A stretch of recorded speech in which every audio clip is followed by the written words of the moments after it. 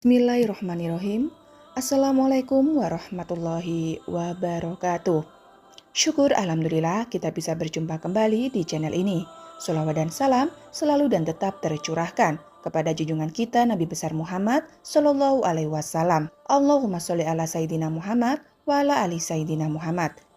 Harapan dan doa saya, semoga saudaraku semuanya selalu diberikan kesehatan, dilapangkan rezekinya, diampuni dosa-dosanya, dan dipanjangkan umurnya.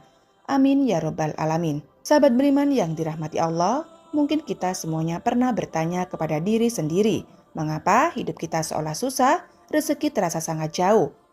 Kesusahan demi kesusahan datang silih berganti, seolah hidup ini tidak berpihak pada kita. Sedangkan kalau kita memandang orang lain, seolah hidupnya mudah rezekinya, terlihat lancar, hidupnya pun terlihat bahagia. Lalu muncullah rasa iri yang dibarengi dengan pemikiran negatif, sehingga kita memandang curiga kepada orang lain tersebut dengan beranggapan, jangan-jangan uang yang dihasilkan dari hasil korupsi, jangan-jangan dia dapat uang dari hasil menipu orang lain, atau jangan-jangan dia malah bersekutu dengan jin pesugihan, dan masih banyak yang lainnya. Hilangkan sifat iri dalam diri, dan mari bersama-sama kita mengkoreksi diri masing-masing untuk mengetahui apakah kesusahan demi kesusahan yang datang kepada kita termasuk kurang lancarnya rezeki yang datang kepada kita karena ulah kita sendiri sebagai manusia. Padahal kita tahu Allah Subhanahu wa Ta'ala tidak akan menganiaya hambanya. Allah Subhanahu wa Ta'ala senantiasa mempermudah jalan hambanya. Tetapi kenapa masih saja seolah rezeki sulit datang kepada kita? Sahabat beriman yang dirahmati Allah, perhatikan 9 hal yang akan saya sampaikan.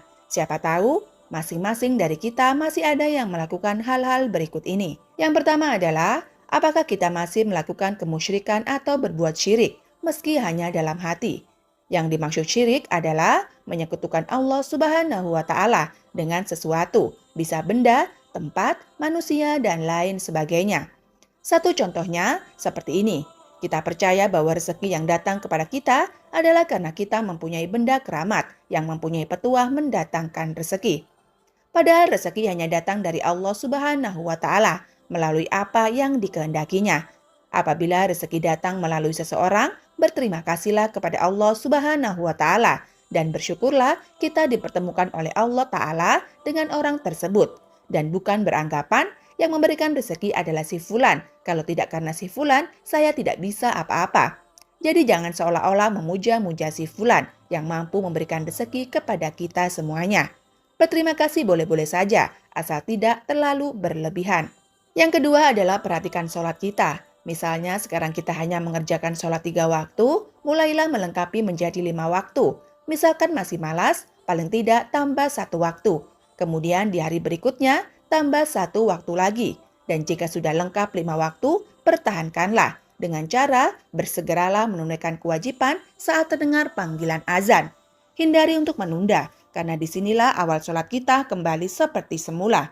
Luangkan waktu yang hanya 10 menit untuk menunaikan ibadah sholat, karena waktu luang kita semuanya lebih panjang dibandingkan mengerjakan sholat yang hanya butuh waktu kurang lebih 10 menit saja. Lalu yang ketiga, hindari sebisa mungkin menyakiti hati orang tua kita. Apabila kita pernah berbuat salah atau mengucapkan perkataan yang menyakiti orang tua, mulai sekarang bangunlah dan meminta maaf kepada kedua orang tua. Karena ridho Allah Subhanahu wa Ta'ala ada pada ridho orang tua. Lalu bagaimana kalau orang tua kita sudah meninggal, sedangkan kita pernah menyakiti hatinya dan belum sempat meminta maaf? Paling tidak doakanlah mereka dengan doa yang baik, dan meminta maaflah kepada Allah Subhanahu wa Ta'ala, karena sesungguhnya Allah Subhanahu wa Ta'ala maha belas kasih kepada hambanya. Lalu yang keempat, kita memakan harta yang bukan hak kita. Apa yang ada di dalam hal ini sangat luas penjelasannya, namun saya contohkan yang mudah saja. Dari setiap rezeki atau kekayaan yang kita dapat, ada hak dari fakir miskin, termasuk anak yatim piatu, yakni 2,5%. Untuk itu kita sisihkan bagian yang memang menjadi hak mereka dari penghasilan kita lalu berikan. Caranya bagaimana? Carilah anak yatim piatu atau orang miskin di daerah kita tinggal dan berikan hak-hak mereka. Kita tidak perlu malu meski yang kita berikan hanya sedikit. Karena berawal dari yang sedikit, dengan niat yang tulus itulah awal kita semuanya akan ditambah rezeki yang berlimpah oleh Allah Subhanahu wa Ta'ala. Insya Allah. Lalu yang kelima, berdagang dengan tidak jujur. Apabila kita hendak melakukan jual beli, hendaknya tidak mengurangi takaran. Bahkan kalau bisa lebihkan sedikit takaran dan niatkan untuk bersedekah. Apabila jual beli barang, utarakan barang tersebut sesuai dengan kondisinya. Contoh, misalnya jual beli HP bekas. Jika ada yang rusak, utarakan saja kekurangannya dan berikan dengan harga yang pantas. Ada yang bilang jujur akan hancur. Tapi perlu diketahui, mungkin kita akan menerima lebih sedikit daripada yang tidak jujur. Tapi yakinlah, kita akan mendapatkan lebih besar di kemudian hari. Orang yang tidak jujur mungkin akan mendapatkan banyak di awal, akan tetapi setelahnya akan mendapatkan sedikit karena perbuatan kurang jujur yang dilakukannya sendiri. Untuk itu, saran kepada kita semuanya, jika sifat ini masih ada pada kita semuanya, mulailah sedikit demi sedikit kita hilangkan, karena Allah Subhanahu wa Ta'ala Maha mengetahui apa yang kita lakukan. Yang keenam adalah apabila kita semuanya sudah berumah tangga, hindari untuk menyia-nyiakan atau menyakiti anak maupun pasangan hidupnya. Apabila kita merasa kesal dengan kelakuan anak atau pasangan, kalau bisa cobalah untuk mengoreksi diri dulu. Kenapa pasangan atau anak kita belum mampu seperti yang kita inginkan? Lalu diskusikan bersama dan temukan akar permasalahannya. Apabila masih belum menemukan titik terang, berdoalah dan serahkanlah semua masalah kepada Allah Subhanahu wa Ta'ala untuk mencarikan cara yang terbaik sambil tetap berusaha. Insya Allah, kita semuanya akan ditunjukkan jalan yang terbaik untuk mengurangi masalah. Karena sesungguhnya Allah Subhanahu wa Ta'ala adalah sebaik-baik pemberi solusi. Bagi yang belum berumah tangga, ini bisa menjadi pelajaran untuk mendapatkan pasangan yang baik nantinya. Yang ketujuh adalah berbohong. Mungkin benar saudaraku, berbohong demi kebaikan. Tapi perlu diingat, kebaikan yang dimaksud adalah kebaikan untuk siapa? Apabila kebaikan untuk diri sendiri atau orang lain secara sepihak, serasa itu kurang sesuai. Kenapa? Karena bisa merugikan orang lain yang kita bohongi. Dan sifat seperti itu membuat kita jauh dari rezeki Allah Subhanahu wa Ta'ala. Cara menghilangkan sifat berbohong tidaklah mudah seperti membalikkan telapak tangan. Akan tetapi bisa kita kurangi sedikit demi sedikit. Mulailah tanamkan dalam diri kita sifat yang jujur. Meski di awal terasa sangat berat, akan tetapi insya Allah kedepannya hidup kita semuanya akan jauh lebih tenang dan lebih nyaman. Bagi saudaraku yang mendengarkan video ini, bukalah hati dan pikiran saudaraku semuanya. Ketika pasangannya ingin mulai bersikap jujur, hindari urusan yang menyalahkan. Hindari untuk saling menyudutkan pasangan. Dukunglah dengan perkataan maupun perbuatan yang baik dan mulailah untuk saling memaafkan. Insya Allah akan mendatangkan rezeki yang luar biasa dari Allah Subhanahu wa Ta'ala. Lalu yang kedelapan, memerintah atau berkuasa dengan sewenang-wenang. Maksudnya, apabila sedang menduduki jabatan penting atau menjadi pemimpin dalam rumah tangga, hindari untuk menyalahgunakan kewenangan demi kepentingan pribadi. Kalau dalam jabatan saya contohkan, memudahkan urusan orang lain dalam hal korupsi atau menipu. Seperti yang sudah saya katakan di awal, mungkin akan mendapatkan harta kekayaan yang banyak, akan tetapi pada akhirnya akan menyebabkan banyak masalah dalam rumah tangga maupun dalam hal kesehatan.